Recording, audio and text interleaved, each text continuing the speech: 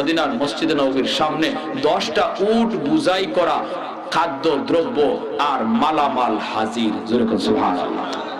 আল্লাহ নবীর কাছে বেলাল যায়, কই নবী গো কেন ডাক দিয়েছেন? নবী কই, বেলাল তোমার ঋণের জিম্মাদার আল্লাহ নিজে হয়ে গেছেন। সুবহানাল্লাহ। 10টা উট বুঝাই করা মালামাল তোমার জন্য পাঠানো হয়েছে। এ বেলাল এইগুলা তুমি লয়ে যাও, লয়ে তুমি ওই লোকের ঋণ পরিশোধ করো, অবশিষ্ট যা তাকে আবার মানুষের কাছে দান করো। যেরকম সুবহানাল্লাহ। এই ভাইরা বন্ধুরা ফজরের আজান হয়ে গেল, বেলাল আজান দিয়ে দিলেন। ভাইরা বন্ধুরা এরপরে দেখা গেল, ভাইরা না একটা ঘটনা বলি, শুধু একটা ঘটনা বলি এরপরই শেষ টানবো বয়ানের। ভাইরা বন্ধুরা রমজান মাস, সেহরির টাইম, সেহরির আগে মুয়াজ্জিন সাহেবরা বলে টাইম শেষ, টাইম শেষ। কয়নি না কয় না? 3টা বাজে, 3:30 বাজে, 4:40 বাজে, কয়নি না কয় না? তারপরে আর 10 মিনিট বাকি, এরপরে আর 5 মিনিট বাকি, এরপরে আর টাইমই নেই, হয় না? তো হযরত বেলাল যখনই ভাবছেন, তিনি কইছেন টাইমই নাই, তখন তিনি মনে মনে ভাবতেছেন যে দেখি আমার নবী খায়া শেষ করছেন নি, সেহরি খায়া শেষ করছেন নি, আমি যে আজান দিব আগে যায় দেখি আমার নবী খানা শেষ করছেন নি, সেহরি খাওয়া শেষ নি। বেলাল গেছেন, যায় দেখেন আল্লাহর নবী 3 জন মেহমান নিয়ে সেহরি খাইতেছেন। বেলাল যায় বলতেছে, ইয়া রাসূলুল্লাহ সেহরি টাইম শেষ। নবী চাইছেন, চাই বলেন আচ্ছা ঠিক আছে তুমি যাও। বেলাল গেলেন, ভাবছেন নবী তো খানা খায় শেষ করে ফেলছেন। একটু পরে তিনি আবার আসছেন, টেরি টাইম তো শেষ, আজান তো দিয়ে দিন, গিয়া দেখি নবী এখনো খানা খায় শেষ করছেন নি। হযরত বেলাল আয়া দেখেন নবী এখনো খানা খাইতেছেন। বেলাল কইয়া রাসূলুল্লাহ ওগো নবীজি সেহরির টাইম শেষ। নবী চাইছেন, এখন ঠিক আছে বেলাল তুমি যাও।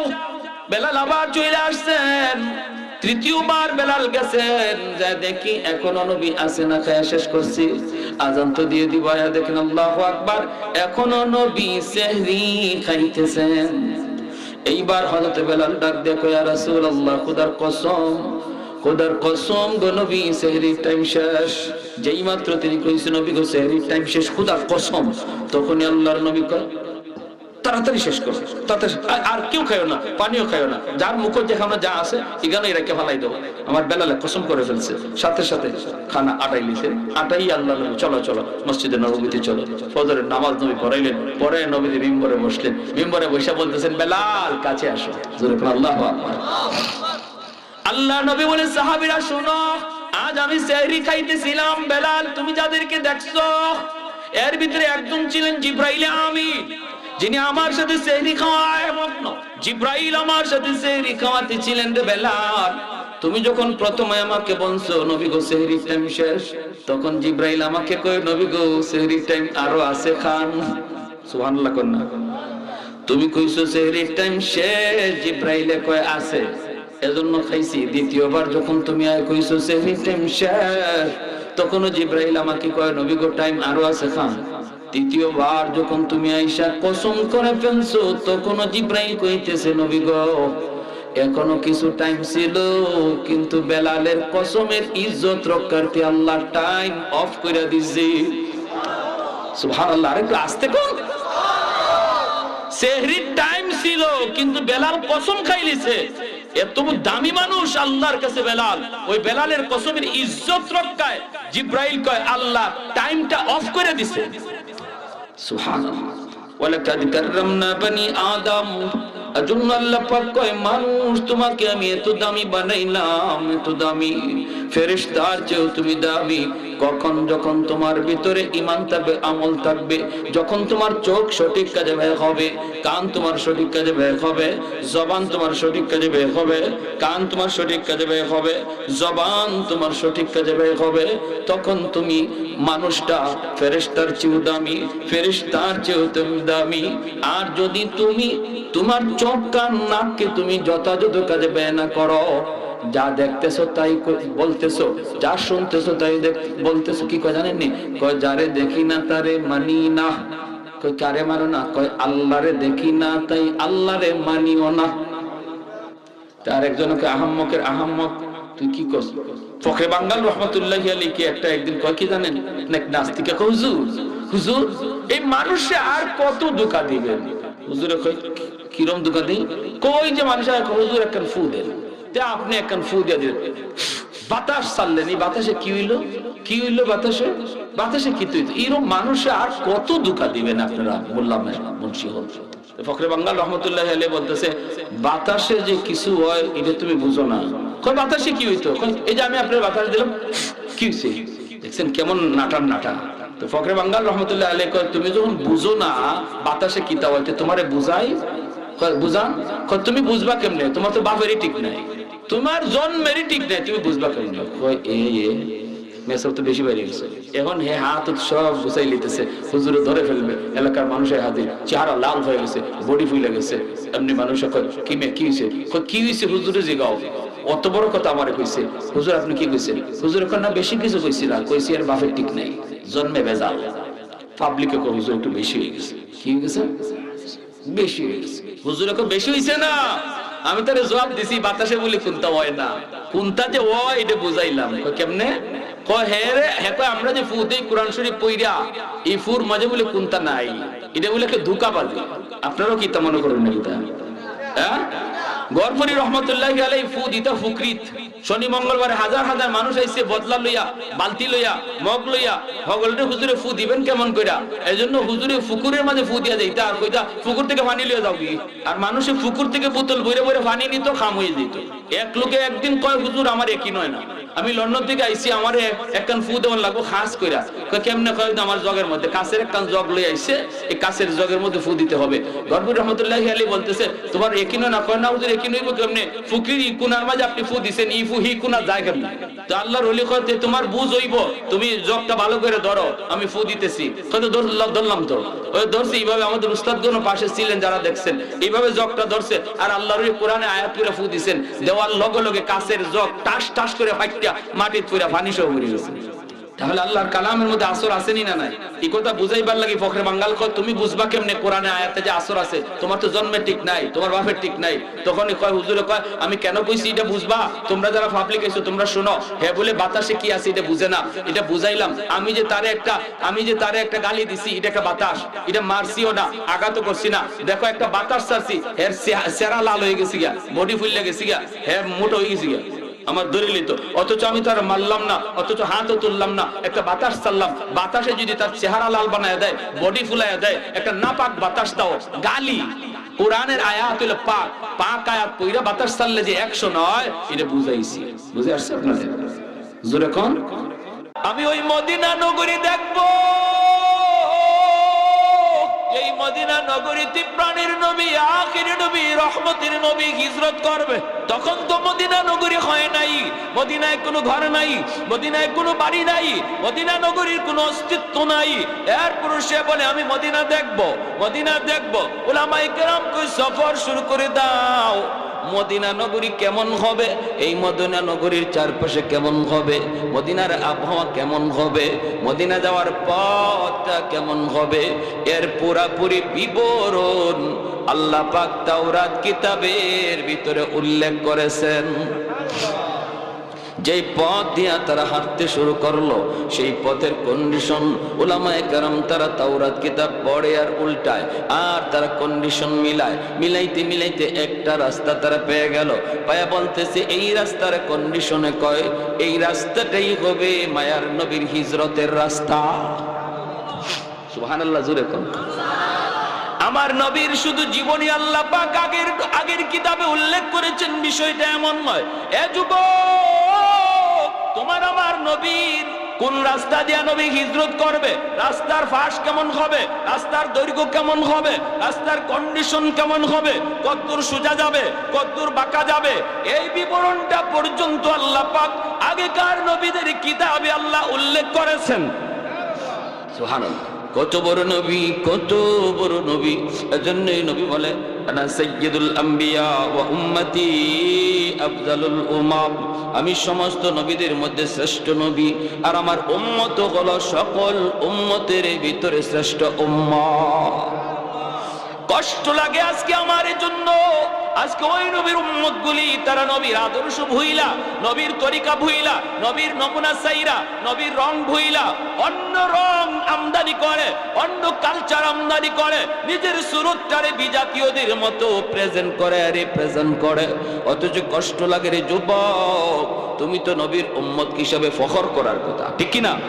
আমি আমার নবীর উম্মত, আমি শ্রেষ্ঠ নবীর উম্মত, ওই নবীর উম্মত যেই নবীর বিবরণ আল্লাহ ইনজিল কিতাবে দিয়েছেন, যেই নবীর শুধু বিবরণ না, নবীর জন্ম কোথায় হবে, নবীর জন্মের পর হিজরত কোথায় করবেন, হিজরতের রাস্তা কেমন হবে, হিজরতের নগরীটা কেমন হবে, আবহাওয়া কেমন হবে, রাস্তার কন্ডিশন কেমন হবে, যার প্রতিটা কদমে কদমে বিবরণ আল্লাহ পাক আগেকার সমস্ত নবীদের কিতাবে আল্লাহ উল্লেখ করেছেন।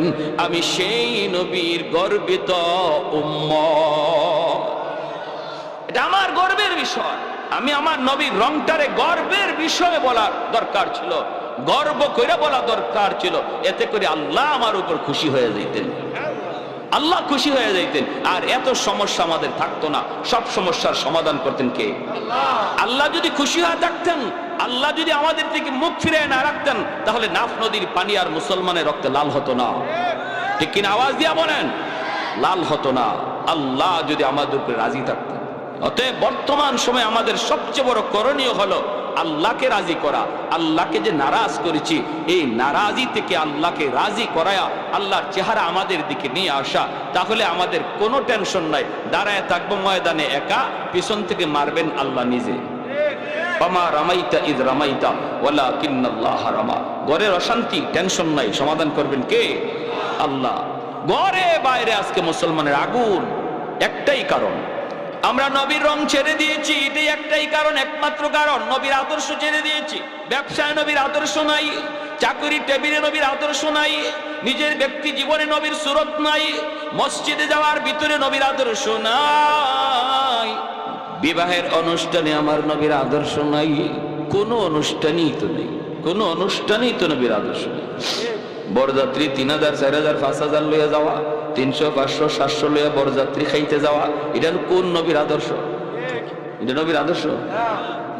মেয়ের বাবার উপরে বরযাত্রীর চাপ ফালানোর কোন তরিকাই আমার নবীর নাই। ইসলাম এটাকে অনুমতি দেয় না। নারী পুরুষ একসাথে বৈশা বিয়া খাওয়া, এটা কোন আদর্শ? নারী আর পুরুষ একসাথে সেন্টারের ভিতরে বিয়ের অনুষ্ঠান খাইতে একসাথে বসায় খাওয়া সম্পূর্ণ হারাম, ঠিক কিনা? মহিলাদেরকে যদি আপনি বিয়ে খাওয়াইতে হয়, এমন ভাবে খাওয়াইবেন যেন পুরুষের নজর মহিলার উপরে না পড়ে, কারণ পর্দা করা ফরজ, ঠিক কিনা? আরো যেরকম, ঠিক কিনা? বরযাত্রী এটাও সম্পূর্ণ নাজায়েজ তরিকা। সিমসাম যাবেন বর কয়েকজন লোক লইয়া, মেয়ের বাপের উপরে চাপ নাই। বলুন তো, বিয়ের মধ্যে যৌতুক নেওয়া এটা নবীর কত বড় আদর্শ? যৌতুক চিনেন? আপনাদের এলাকায় কি বলে যৌতুক? যৌতুক করে না, সিস্টেম ডাইরেক্ট যৌতুক খায় না, ঘুরাইয়া খায়, আছে না? নাই। ছেলের বাবা নিজে কয় না, বন্ধুরে দিয়ে কয়, হয় না। ছেলের বাবা তো কিছু চায় না, ছেলেও কিছু চায় না, তবে কিছু না দিলে কেমনে হয়? বর্তমান যুগে তো একটা পালসার মোটরসাইকেল লাগে, একটা কালার টিভি লাগে। ভাত এমনে খায় না, এমনে খায়। বুঝেননি কথা? সোয়াল করা যাবে না, সোয়ালের বাহানাও করা যাবে না, ঠিক না? হ্যাঁ, কোন জায়গাতেই আমরা দেখতেছি, ছোট হোক বড় হোক, কোন জায়গাতেই আমরা দেখতেছি আমার নবীর আদর্শ কি ছিল, এটা আমরা মুসলমান জানার চেষ্টাও করি না, মানিও না। আমাদের মতো হুজুররারে বসায়, যদি চেয়ার টেবিলে বসায় যদি খাওয়াইতে চান আপনারা, তাহলে আপনারা যে কেমনে খান এটা আমাদের বুঝেই ধরে না। অনেক সময় বলি যে কেন চেয়ার টেবিলে বৈশা খাওয়া কি এটা নবীর সুন্নত তরিকা? দস্তরখানা বিষয়ে সমান জায়গায় খাওয়া। ওলামায়ে কেরামরাই যদি সাধারণ মানুষ চেয়ার টেবিলে বসে খাওয়াবার চিন্তা করে, তাহলে তারা যে দস্তরখানে বৈশা খানা খাইতে হয় মনে হয় এটা ভুলেই গেছে, এটা জানেই না। তাহলে আমাদের কোন জিনিসটা দেখে আল্লাহ বুঝবে যে তার এই কাজটা আমার নবীর মতো, অতএব তারে আমার বন্ধু বানানো যায়, আমার বন্ধুর নমুনা যেহেতু পাওয়া গেছে, তারে বন্ধু বানানো যায়, আমি তার পাশে থাকবো। আমাদের জীবনে এমন কোন আমলটা আছে যেটা আমরা আল্লাহরে দেখাবো? বলেন, কোনটা দেখাবো? তাহলে কেন এত চিল্লাচিল্লি করে, আল্লাহ কই তুমি, কই তুমি? মাইরা তো আমারে শেষ করে ফেলাইতেছে, আমার রক্তে তো জমি লাল হয়ে যাইতেছে। আল্লাহ তোমারে আমি মানি, তুমি কই, কই তুমি কই? আল্লাহ তো আছে ঠিকই, কিন্তু চায় না। একটা উদাহরণ দেই, তুই বন্ধু, খুব ঘনিষ্ঠ বন্ধু, একজন আরেকজনের ছাড়া চলে না, খায় না, ঘুমায় না, এখন এই এলাকায় একজন ভালো বক্তা আসছেন, ইনি বয়ান করবেন। তো ওই অবস্থার মধ্যে এক বন্ধু অসুস্থ, সে বলতেছে দোস্ত আমি অসুস্থ, আমি যাইতে পারি না। দোস্ত এক কাজ করো, তুমি হুজুরে ওয়াজটা রেকর্ড করে আইনো মোবাইলে, আমি তোমার এমবির টাকা দিয়ে দিতেছি, নাও তোমাকে এমবির টাকা দিলাম, যাতায়াত খরচ আসা যাওয়ার খরচ বাবদ 500 টাকা দিলাম, তুমি যাতায়াত খরচ দিয়া ওয়াজ রেকর্ড কইরাও তোমার টাকা থাকবে, যা মন চায় তুমি খাইও। 500 টাকা পুঁজি দিয়ে দোস্ত তারে পাঠাইছে মাহফিলে গিয়ে ওয়াজ রেকর্ড করার জন্য। বুঝে আসছে? হে 500 টাকা পকেটে নিয়ে রওনা দিছে, মাহফিলে আসবে। রাস্তায় পায়া গেছে তার পুরাতন বান্ধবী সকিনা। সকিনায় পাইয়েই যখন চোখের ইশারা দিয়া হইছে, আর কয় কি ব্যাপার এতদিন পরে দেখা, হের তো কলিজায় মুচড় দিয়ে উঠছে। সাথে সাথে রিক্সা থেকে নামলো, নাইমে পাশে রঙের আলাপ ঢঙ্গের আলাপ শুরু হইছে, পুরাতন কত কিচ্ছা কাহিনী। এদিকে ওয়াজ শুরু হইয়া হুজুরে বয়ান শেষ, এর খবরই নেই। হঠাৎ করে সকিনায় কয় কি খবর, কিছু খাওয়াইবা না, এতদিন পরে দেখা। কয় হ্যাঁ মিষ্টি নিয়ে আসতেছি। কয় টাকা কই? কয় টাকা আছে পকেটে 500। এই টাকা দিয়া বাজার থেকে মিষ্টি আনছে, আইনা বান্ধবীরে খাওয়াইছে, খাওয়াইয়া টাওয়াইয়া সব। যখন ওয়াজের পথে ওয়াজ শেষ, বয়ানের পথে বয়ান শেষ, হে ওয়াজের মাটি যাইতে পারে নাই, টাকাও শেষ 500 বান্ধবীর তলে। এরপরের দিন বন্ধু যখন দেখা হয়েছে, বন্ধু করেছে দোস্ত আমার ওয়াজটা দাও। কয় দোস্ত ইন্না লিল্লাহ, আমি তো ওয়াজের মাটিই যেতে পারি নাই। কেন? কার কইও না, আমার বান্ধবী লাগাল পেয়ে গেছিল। তারপরে বান্ধবী পাইছে, বান্ধবীরে মিষ্টি মাছটা খাওয়াইলাম তোমার টাকা দিয়া। বন্ধু কি তার উপরে খুশি হয়েছে না বেজার? খালি বেজার না বেশি বেজার? কি কইতেছে শুনবেন? কইতেছে দোস্ত তুই তোর বান্ধবীর সাথে কথা কইলি কইতি, কিন্তু আমার মূল ডিউটিটা তুই ঠিক রাখতি। ডিউটি ছিল ওয়াজ রেকর্ড করা, তুই ওয়াজটা রেকর্ড করতি, পুঁজি দিলাম আমি, আমার পুঁজি দিয়ে তুই গেলি, আমার পুঁজি দিয়ে আসলি, মাঝখানে আমার ডিউটি পালন করলি না, বান্ধবীর তালে পইরা আমার পুঁজি ব্যয় করে দিলি। ঠিক আছে নে, এতটা যখন তুই আমার সাথে করলি, আজ থেকে তোর সাথে আমার কোনো বন্ধুত্ব নাই, তুই তোর পথে চল, আমি আমার পথে চলি। পরের দিনই বাজারে তার দুস্তরে কয়েকজনে ধরে পিটাইতেছে, আর একজনে কয় কেউ সারা জীবন দেখলাম দুস্তরে কেউ কথা বলতে পারে না, তুমি সবার আগে থেকে উপরে বড়, বলো যে আমারে মার, এরপরে আমার দুস্তরে আঘাত কর। আজকে তোমার সামনে দুস্তরে পিটাইতেছে, তুমি যে তার কাছে যাও না, তারা বাঁচাও না? কয় না, আর বাঁচাবাঁচি নাই, এখন যা খাইবার মন চায় আরো খাক। এতদিন মায়ের নিজের গায়ে নিছে, এখন কয় মায়ের আরো খাক, আরো খাওয়া দরকার। এমনটা বলতেছে কেন? একটাই কারণ। ঠিক তেমনি আল্লাহ বলতেছেন বান্দা দুনিয়াতে আমি আল্লাহ তোরে ফুজি দিয়া পাঠাইছি, এই হাতটা আমার দেওয়া ফুজি, চোখটা আমার দেওয়া পুঁজি, পাটা আমার দেওয়া পুঁজি, এই সুস্থ বিবেকটা আমি আল্লাহর দেওয়া পুঁজি। এই পুঁজিটা দিয়ে আমি তোরে পাঠাইছি একটা ডিউটি পালন করার জন্য, সেটা হলো দুনিয়ার প্রতিটা কাজ আমার নবীর রঙে করার চেষ্টা করো, আমার নবীর মতো করার চেষ্টা করো, যদ্দূর পারো করার চেষ্টা করো, আমার হুকুমটা মাইনা চলো, এটা হলো তোমার ডিউটি। এখন দেখা যায় আমার মূল ডিউটি বাদ দিয়া আমার দেওয়া পুঁজি তুমি তোমার মন মতো খরচ করতেছো, তুমি তোমার মন মতো খরচ করতেছো, বান্ধবীর তলে, সকিনার তলে, দুনিয়ার রং তামাশার তলে। এই পুঁজি চোখ ব্যয় করো, আমার দেওয়া পুঁজি হাত ব্যয় করো, আমার দেওয়া পুঁজি পা ব্যয় করো, আমার দেওয়া পুঁজি জেহেন ব্যয় করো। ঠিক আছে নাও, আমার পুঁজি দিয়া যখন ডিউটি করো আরেকজনের, আজ থেকে আমিও তোমার সাথে বন্ধুত্ব ভুলে গেলাম, তুমি তোমার পথে চলো, আমি আল্লাহ আমার পথে। এইবার আমরা মায়ের খাই, আল্লাহ দেখতেছে যে আল্লাহ বদরে নিজে মায়ের ফিরাইছে, নিজে মায়ের দিছে, মুসলমান দাঁড়ায় ছিল মাত্র, একশনে গেছে আল্লাহ। ওই আল্লাহ আজ আমাদের দিকে তাকায় না, অন্যদিকে তাকায় কয় মায়ের আরো খাও, কারণ আমি আল্লাহর কলিজায় আঘাত দিয়ে দিছি। আরে হাতের একমাত্র কারণ এটা, আজকে আমাদের মায়ের খাওয়া। রাসূল করিম সাল্লাল্লাহু আলাইহি ওয়াসাল্লাম কোন রাস্তা দিয়ে হিজরত করেছেন, সেই রাস্তাটা উলামায়ে কেরাম পায় গেলেন। এইবার উলামায়ে কেরাম বলতেছে এই রাস্তা ধরে সামনের দিকে আগাও। সামনের দিকে আগাইতে আগাইতে তারা মদিনা নগরীর কন্ডিশন পেয়ে গেলেন, এমন একটা জায়গার মধ্যে তারা যায় পৌঁছলেন। চতুর্দিকে তারা তাকায় তাকায় তাকায় তারা বুঝে গেছে এই জায়গাটাই হবে এক সময় মদিনা নগরী। আল্লাহু আকবার। এই জায়গাটাই হবে মদিনা নগরী। চতুর্দিকে পাহাড়ের কন্ডিশন, আবহাওয়ার কন্ডিশন সবকিছু অবজার্ভ করে তারা বুঝে গেছেন তাওরাত কিতাবের ভিতরে যেই নগরীর কথা আল্লাহ পাক উল্লেখ করেছেন এই সেই মদিনা নগরী। মদিনা নগরী সন্ধান পাইয়া 400 জন আলেম তারা ডাক দিয়া কয়, বাদশা জাহাপনা, আমরা মদিনা শরীফের সন্ধান পেয়ে গেছি, এই জায়গাটাই হবে মদিনা, এই জায়গাতেই মায়ার নবী হিজরত করবেন। শুধু তা না, এই মদিনা শরীফেই মায়ার নবী, আখিরি নবী, রহমতের নবী, এই শহরেই তিনি চিরনিদ্রায় শুয়ে থাকবেন। মক্কা তার জন্মভূমি, কিন্তু তার রওজা মক্কায় হবে না, রওজা শরীফ হবে মদিনায়। মদিনার মানুষের সাথেই আখিরি নবী শুয়ে থাকবেন। অতএব আমরা 400 জন আলেম আমরা সিদ্ধান্ত নিয়েছি আমরাও আর ইয়ামেন ফিরে যাব না। নবী যেই দেশে শুইবেন ওই জায়গায় আমরাও আমাদের কবর বানাতে চাই। আমরা ইয়ামেন যাব না, ইয়ামেন যাব না, আমরা এই এলাকায় থেকে যাব, এখানেই আমাদের কবর হবে। আমাদের কবরের উপরের পাশ দিয়া মায়ার নবী হাইটা যাবে, তার পায়ের ধুলাবালিতে আমাদের কবর ধন্য হবে।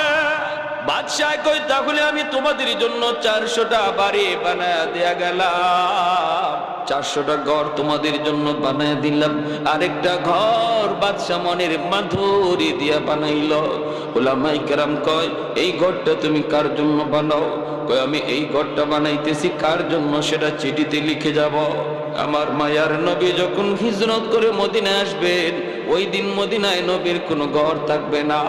আমি নবীর জন্য জন্মের 1000 বছর আগে মদিনায় ঘর বানায়া গেলাম।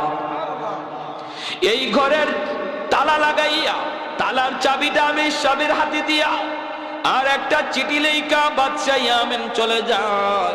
1000 বছর পরে যখন আমার রহমতের নবী দুনিয়ায় আগমন করেন, নবী 40 বছর বয়সে দাওয়াতের কাজ দেন। মক্কার মানুষ মায়ার নবীকে জন্মভূমিতে থাকতে দিল না। নবী হিজরত করে মদিনার দিকে রওনা দেন। ওই অবস্থায় নবী যখন, ভাইরা বন্ধুরা, মসজিদে কুবা, ওই কুবা এলাকায় মায়ার নবী অবস্থান করেন। মদিনার মানুষ নবীকে আগায় আনার জন্য কুবার দিকে যায়, সবাই যায়, সবাই যায়। কিন্তু ওই সময়টাতে ওই চিঠিয়ার চাবি আমির সাহেবের বংশের সর্বশেষ যেই মানুষটার হাতে চিঠিয়ার চাবিটা এসে পৌঁছে, এই চিঠিয়ার চাবি যার হাতে ছিল তার নাম আবু আইয়ুব আনসারী রাদিয়াল্লাহু তাআলা আনহু। যুরাকান সুবহানাল্লাহ। कौनैन मुख्तार खुदा तुमको बनाया, कौनैन मुख्तार खुदा तुमको बनाया, उम्मत का निगाहबान खुदा तुमको बनाया, उम्मत का निगाहबान खुदा तुमको बनाया। मौला मेरा आका मेरा रहमत की नबी है, ताजदार मदीना ही तो बाग़े अरबी है, ताजदार मदीना ही तो बाग़े अरबी है। अशजार में देते हैं नबूवत के शहादत, तशकीक कमर में है तो अंगुल की इशारा, तशकीक कमर में है तो अंगुल की इशारा। একটু জোরে সরে কোন আল্লাহু আকবার, আর একটু জোরে আল্লাহু আকবার।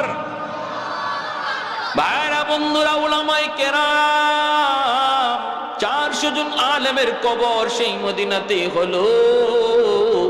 আমির সাহেবের বংশের যেই মানুষটা মায়ার নবী যখন মদিনায় হিজরত করেন, ওই দিনই চিঠিয়ার চাবি যার হাতে, তিনি হলেন আবু আইয়ুব আনসারী রাদিয়াল্লাহু তাআলা আনহু। আল্লাহর নবী কুবা এলাকায়, মদিনার মানুষ আমার নবীকে আগায় আনার জন্য যাইতেছে, কিন্তু আবু আইয়ুব আনসারী ইনি যায় না, ইনি শুধু ওই ঘরটারে পরিষ্কার করে, ওই ঘরটারে আদর করে, ওই ঘরটারে মালিশ করে। মদিনার মানুষেরা কইরে, আবু আইয়ুব, আমরা মায়ার নবীকে আগায়া আনতে কুবা এলাকায় যাইতেছি, তুমি কি আমাদের সাথে কুবায় যাবা না? আবু আইয়ুব কই, আমার যাওয়া লাগবে না, আমার কাছে মায়ার নবীর একটা আমানত আছে। আমার মন বলে নবী আমার খোঁজে এখানে আসবে। ওই আমানতের খবর হয়তো অবশ্যই আল্লাহ তার হাবিবকে জানায় দিবে। অতএব নবী তার আমানতের বস্তু নেওয়ার জন্য আমার কাছে আসবে। ঠিকই মদিনার মানুষ কুবা এলাকায় যে আমার মায়ের নবীর কয়, নবী গো আপনি আমার বাড়িতে উঠেন, ওগো নবী যে আপনি আমার বাড়িতে আসেন, আমার অনেক ঘর আছে, আমার অনেক বাড়ি আছে। আল্লাহর নবী কয় আমি কার বাড়িতে যাব, কোথায় যায় উঠবো আমি জানি না, জানেন আমার আল্লাহ জানে আমার উটনি। এই বইলা মায়ার নবী উটনির পিঠে উঠে গেলেন। আল্লাহর ইশারায় উটনি চলতেছে। মদিনার অলিগুলি ঘুইরা ঘুইরা ঘুইরা ঘুইরা ওই আবু আইয়ুব আনসারীর বাড়ির সামনে উটনি বসে যায়। সুবহানাল্লাহ। আল্লাহর নবী তিনি উটনির পিঠ থেকে নাইমেই বলেন, আবু আইয়ুব কোথায় আমার চিঠি আর চাবি, আমার হাতে দাও। সুবহানাল্লাহ। আস্তে কইবেন। সাহাবায়ে কেরাম অবাক হলেন, কিসের চিঠি আর চাবি? নবী বলেন দাও। চিঠি খুলছেন, খুললে দেখেন সেই বাদশা লিখছে, নবী গো, ওগো নবী আমি আপনার জন্মের 1000 বছর আগে মদিনার সন্ধান পেয়ে গেছি।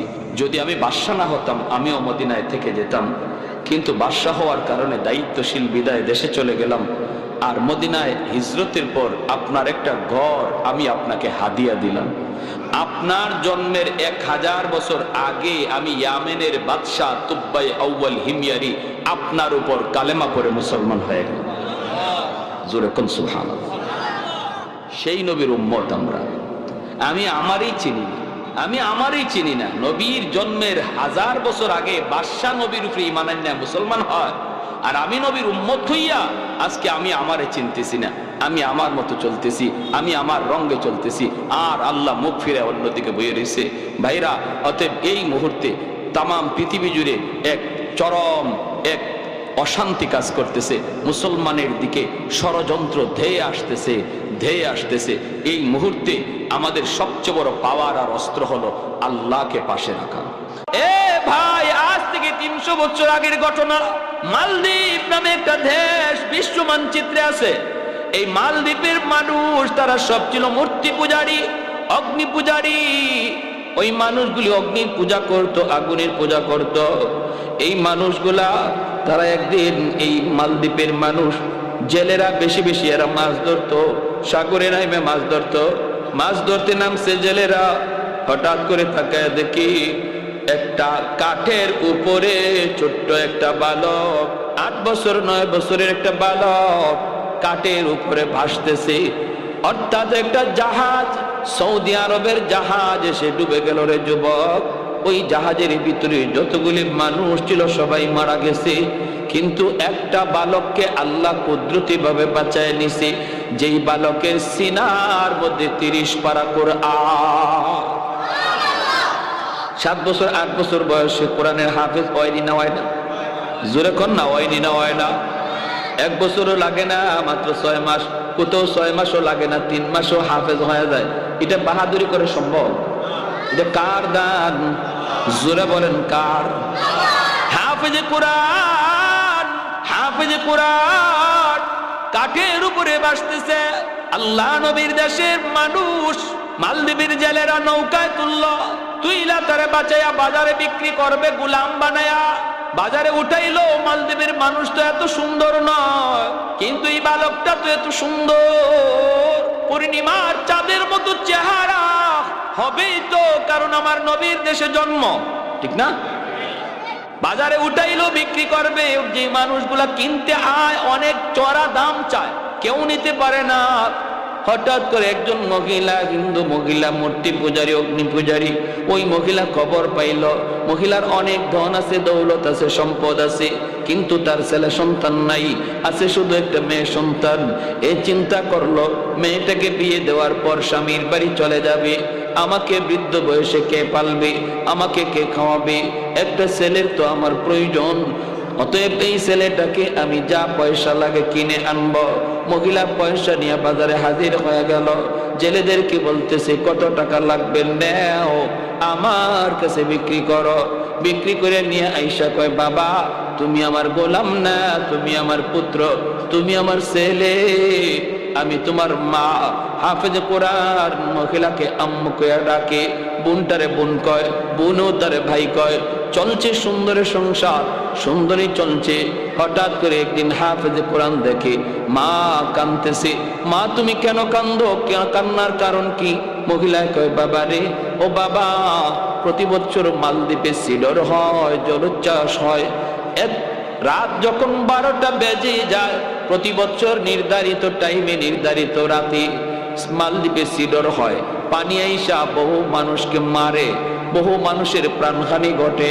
বাদশাহ জ্যোতিষীদেরকে বলেছিল, জ্যোতিষীরা, জ্যোতিষী বিদ্যা পরে তোমরা বের করে দেখো এটা কেন হয়, কি জন্য হয়। জ্যোতিষীরা গণকেরা বলল, এটা একটা খবিস জিন্নাতের কারসাজি। এই জিন্নাতের কারসাজি, খবিস জিনের কাজ।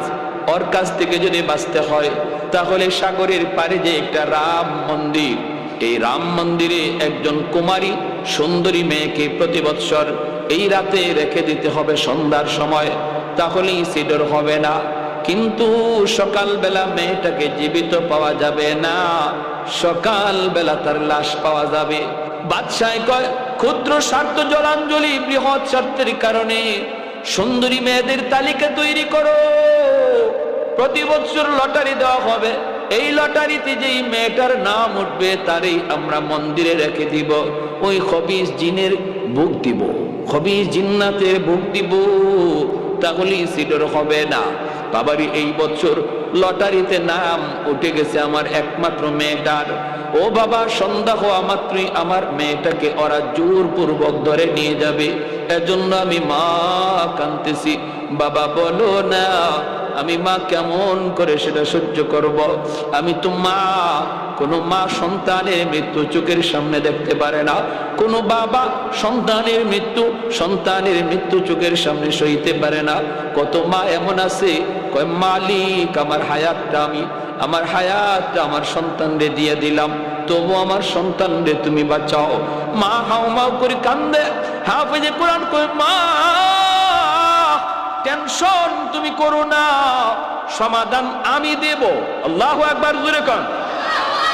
মা তুমি টেনশন করো না, সমাধান আমি দেব। মহিলা কই, বাবা তুমি আবার কেমন করে দিবা?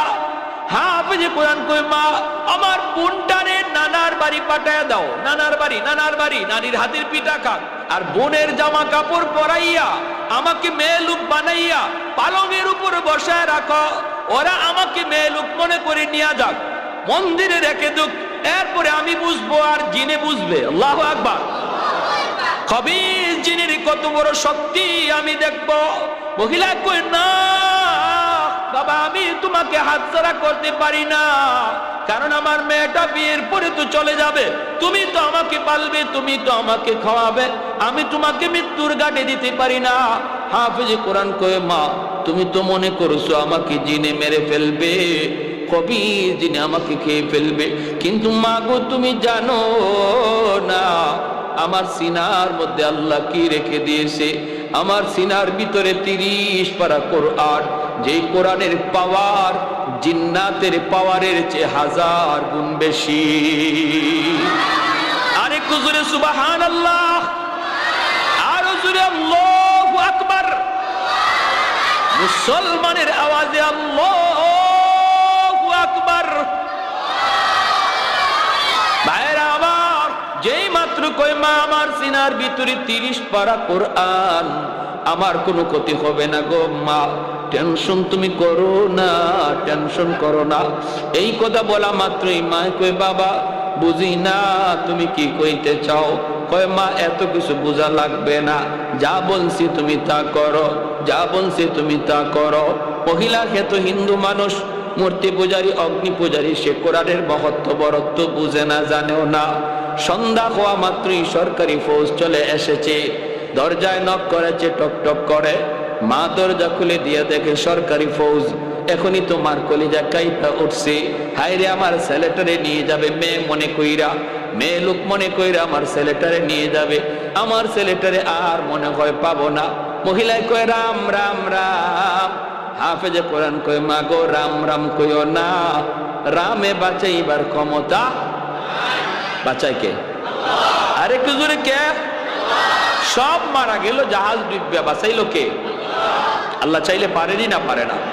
যারে আল্লাহ রাখে কেউ তারে মারতে পারে না, আর যারে আল্লাহ ধরে কেউ তারে সারাইতো।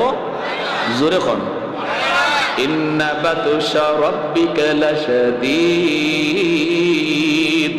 আল্লাহর ধরা বড় কঠিন। ধরে না, ধরলে আল্লাহ ছাড়ে না, ঠিক কি না?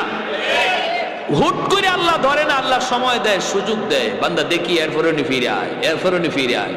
যখন আয় না তখন ধরে। ফেরেশতারা আল্লাহ ফজরের নামাজটা পড়ছে না, সকালবেলা নাস্তা দিমু, আল্লাহ দি আল্লাহ জোহরের টাইমে মনে হয় আমার বান্দা নামাজে আইব, জোহরের টাইমটা তো নামাজে আইলো না। ফেরেশতারা আল্লাহ দুপুরে খানাকে হাজির করব, আল্লাহ কয় দিয়া দেও, রিজিক বন্ধ করো না, আসরের নামাজে আমার বান্দা আইব। যেরকম সুবহানাল্লাহ।